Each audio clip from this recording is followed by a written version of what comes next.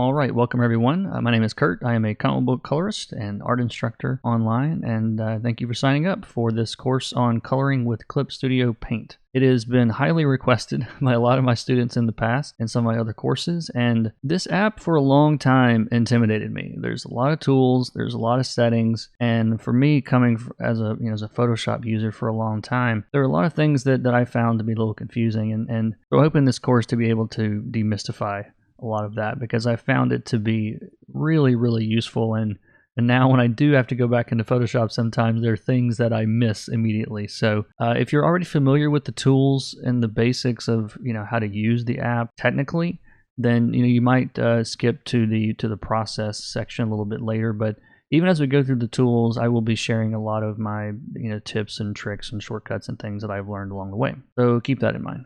So thank you so much for signing up. I'm looking forward to getting started, so let's jump right in.